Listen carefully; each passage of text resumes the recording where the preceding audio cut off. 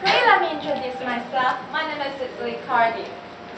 Cicely Cardy. What a very sweet name. Something tells me that we're going to be great friends. I like you already more than I can say. My first impressions of people are always right. How nice of you to like me so much, just after we've known each other such a short time.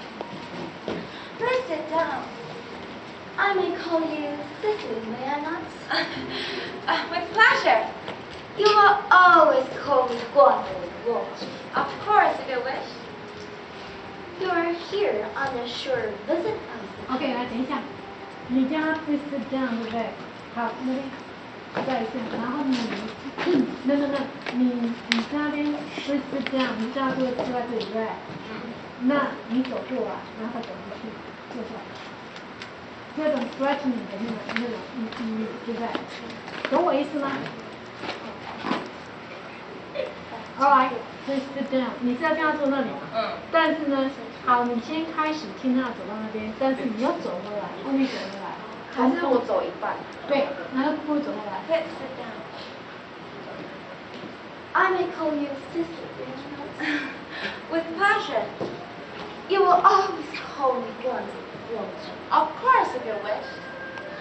You are here on a short visit, I suppose. And I live here with my dear guardian and assistant of Miss Grissom this afternoon.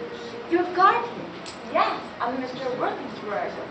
Oh, it is strange. He never mentioned to me that he had words. How secretive. Cicely, I'm very fond of you. But now that I know that you are Mr. Worthingsworth, I cannot help wishing you were, well, just a little bit older than you seem to be, and not quite so very alluring in appearance. In fact, if I must be candidly... Pray do. I think one should always be candid. Oh yes, Cicely. I wish that you were fully 42 and more than usually planned for your age. Ernest has a strong upright nature. I believe he will never betray me. But even the men of the noblest moral character are extremely susceptible to the influence of the physical charms of others. I beg your pardon, Gwendolyn. Did you say Ernest? Yes. Then it is not Mr. Ernest Worthing who is my guardian. It is his brother, his elder brother. He never mentioned to me that he had a brother. I'm sorry to say they have not been on good terms for a long time. That accounts for it, Cicely. You have lifted a lot from my mind. I'm growing almost anxious. But are you quite sure it is not Mr. Ernest Worthy who is your guardian? Quite sure. In fact, I'm going to be his. I beg your pardon. Mr. Ernest Worthing and I are engaged to be married. Woo. I'm sorry, Cicely. I'm sorry. I'm afraid there must be some slight error. Mr. Ernest Worthing is engaged to me. I'm afraid you must be under some misconception, Gwendolyn. Ernest proposed to me exactly 2 minutes ago. It is certainly very curious, for he asked me to be his wife yesterday afternoon at 5:30. I'm so sorry, Cicely, but I'm afraid I have put through your company. It would distress me more than I can tell you, Gwendolyn. But I must point out that, clearly, Ernest has changed his mind. Shall I let you here as usual, miss? Yes, as usual.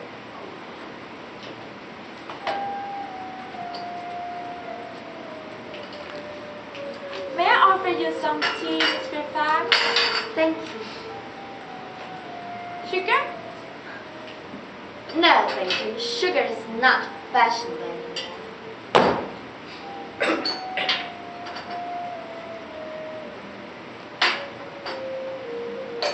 Cake or any bread and butter? Bread and butter, please. Cake is really seeing the best houses nowadays.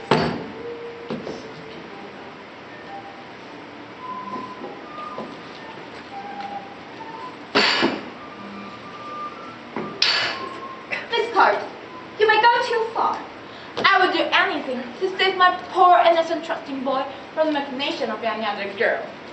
From the moment I saw him, I distrusted him. My first impressions of people are always right.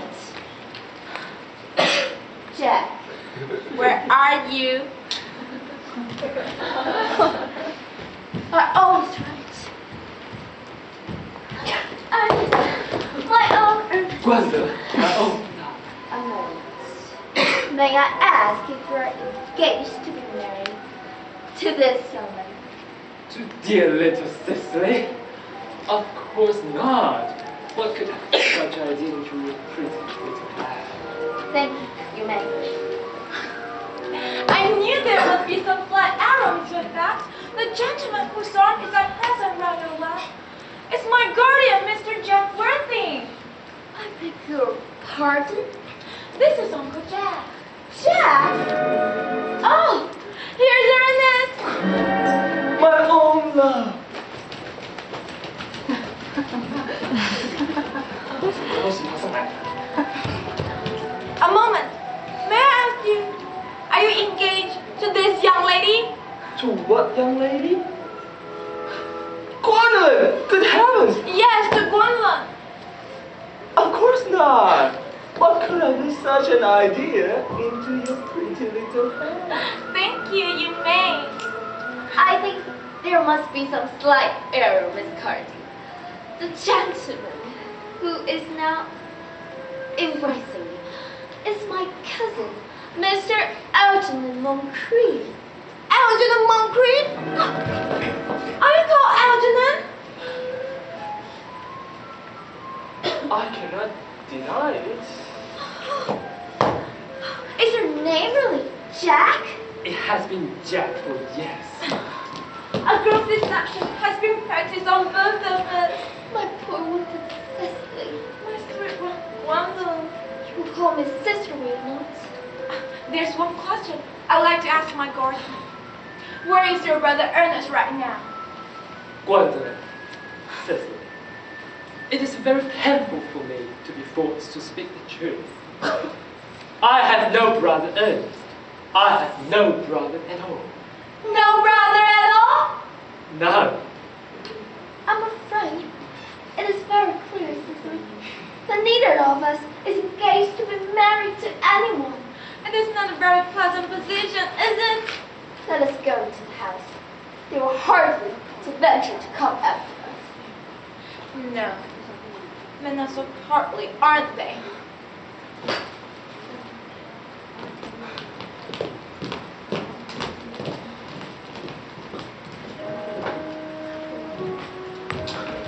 As for your conduct toward my word, I must say that it's quite inexcusable. I can see no possible defense at all for you deceiving Gwendolyn. I simply wanted to engage to Gwendolyn, that's all. I love her. Well, I simply wanted to be engaged to Cecily. I adore her. You had no chance of marrying Cecily. Whatever you say.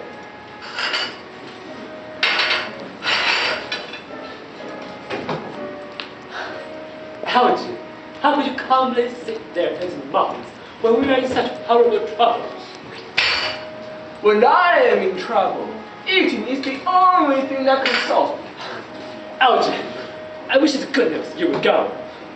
You can't ask me to go because I have just made an arrangement with Dr. Chelsea to be Christian at 5:45 under the name of Ernest. My dear fellow, the sooner you give up the nonsense, the better. I made arrangements with Dr. Chelsea this morning to be christened myself at 5, and I naturally will take the name of Ernest.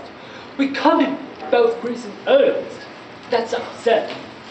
You can't make me change my mind. And Jack, you're at the muffins again. There's only 2 left. Algernon, I have already told you to go. I don't want you here. I haven't quite finished my tea yet. There's still room for love.